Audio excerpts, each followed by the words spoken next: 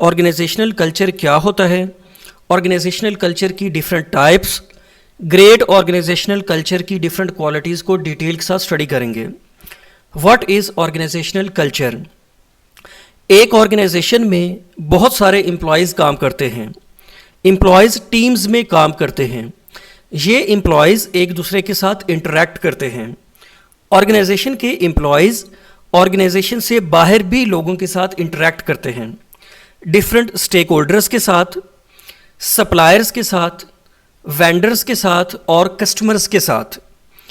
एक ऑर्गेनाइजेशन की वो वैल्यूज़, बिलीफ्स, नॉर्म्स, रूल्स और फिलॉसफी जो ऑर्गेनाइजेशन में एम्प्लॉयज़ के बिहेवियर को इन्फ्लुएंस करे, इसे हम कहते हैं organisational culture. Organisational culture organisation की पर्सनालिटी होती है, ऑर्गेनाइजेशन की पहचान होती है। ऑर्गेनाइजेशनल कल्चर का मेजर रोल होता है एम्प्लॉयज़ की जॉब सेटिस्फैक्शन में, एम्प्लॉयज़ की परफॉर्मेंस में। अगर ऑर्गेनाइजेशन का कल्चर क्रिएटिव है, इनोवेटिव है, तो एम्प्लॉयज़ भी क्रिएटिव और इनोवेटिव होंगे। ऑर्गेनाइजेशन के एम्प्लॉयज़, कस्टमर्स, वेंडर्स और स्टेक होल्डर्स की एक ऑर्गेनाइजेशन के बारे में जो परसेप्शन होती है, इसे हम कहते हैं ऑर्गेनाइजेशनल कल्चर। जब कोई इंडिविजुअल किसी ऑर्गेनाइजेशन को विजिट करता है तो जो चीज़ें उसे नज़र आती हैं वो बेसिकली ऑर्गेनाइजेशन का कल्चर होता है कि लोग एक दूसरे के साथ कैसे इंटरेक्ट करते हैं, ऑर्गेनाइजेशन का सिस्टम कैसे है, ऑर्गेनाइजेशन के अंदर काम को कैसे मैनेज किया जाता है। ऑर्गेनाइजेशनल कल्चर एक इनटेंजिबल आइटम है। इनटेंजिबल का मतलब यह है कि ऑर्गेनाइजेशनल कल्चर कोई फिजिकल ऑब्जेक्ट नहीं है।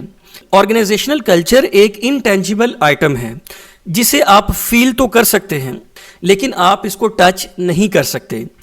ऑर्गेनाइजेशनल कल्चर का मेजर रोल होता है किसी भी ऑर्गेनाइजेशन की सक्सेस में। अब हम ग्रेट ऑर्गेनाइजेशनल कल्चर की क्वालिटीज़ को स्टडी करते हैं। ग्रेट ऑर्गेनाइजेशनल कल्चर की फर्स्ट क्वालिटी है alignment to organisational goals and objectives.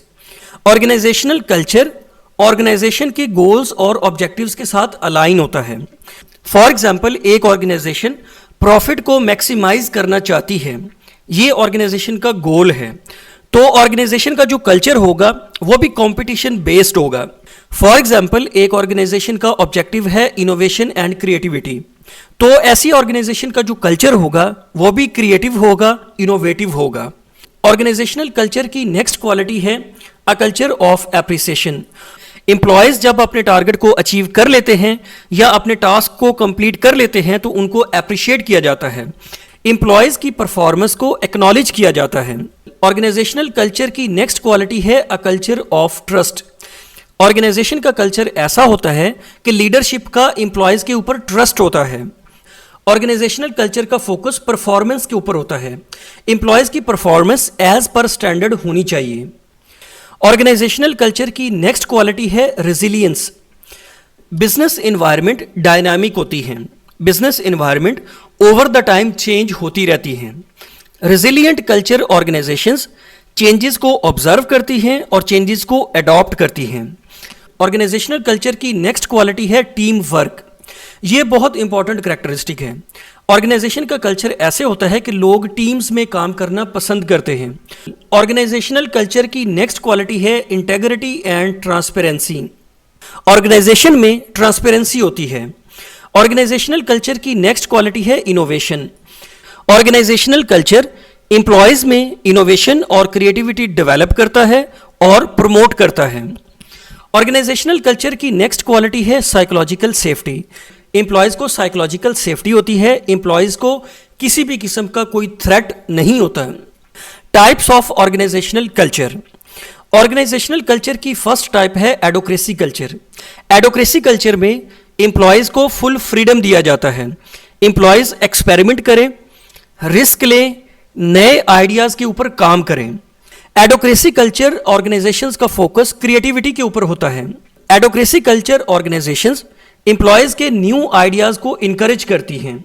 Employees में क्रिएटिविटी और इनोवेशन डेवलप करती हैं और क्रिएटिविटी और इनोवेशन को सपोर्ट करती हैं। आमतौर पर टेक्नोलॉजिकल कंपनीज और न्यू स्टार्टअप्स ये एडोक्रेसी कल्चर को फॉलो करती हैं। For example Apple, Google, Facebook, Uber, Spotify और नाइकी, इन कंपनीज का फोकस क्रिएटिविटी और इनोवेशन के ऊपर होता है।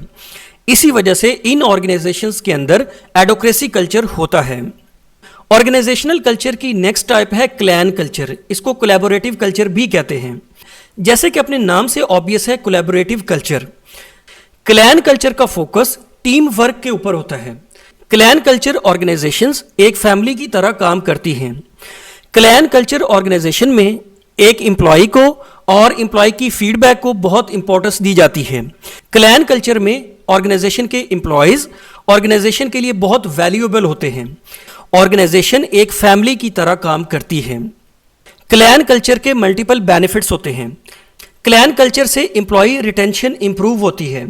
एम्प्लॉय रिटेंशन का मतलब यह है कि एम्प्लॉयज ऑर्गेनाइजेशन को छोड़ के नहीं जाते। एम्प्लॉयज टर्नओवर मिनिमम हो जाता है। एम्प्लॉयज एंगेजमेंट बढ़ती है। एम्प्लॉयज की परफॉर्मेंस इंप्रूव होती है।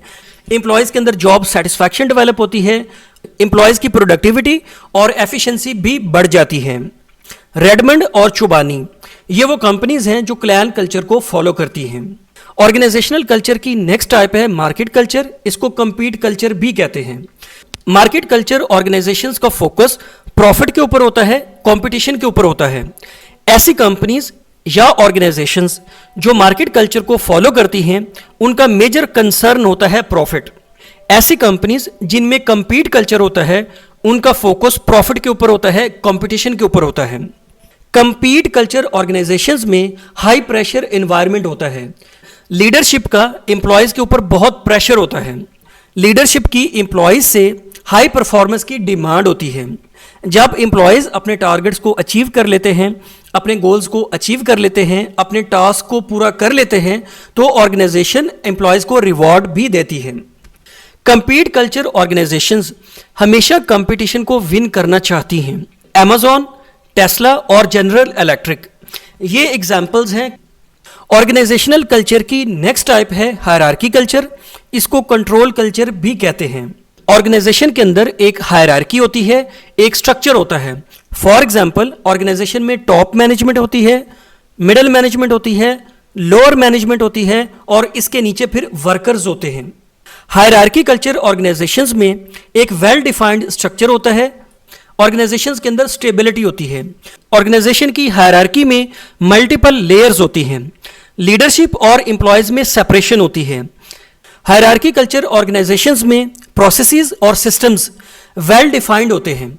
हायरार्की कल्चर ऑर्गेनाइजेशंस में हर लेवल की रोल्स एंड रिस्पॉन्सिबिलिटीज को क्लियरली डिफाइन किया जाता है और स्ट्रिक्टली फॉलो किया जाता है। For example Walmart, Barclays, oil and gas companies, in organisations में हायरार्की कल्चर को फॉलो किया जाता है। I hope you understand my point. Thank you very much.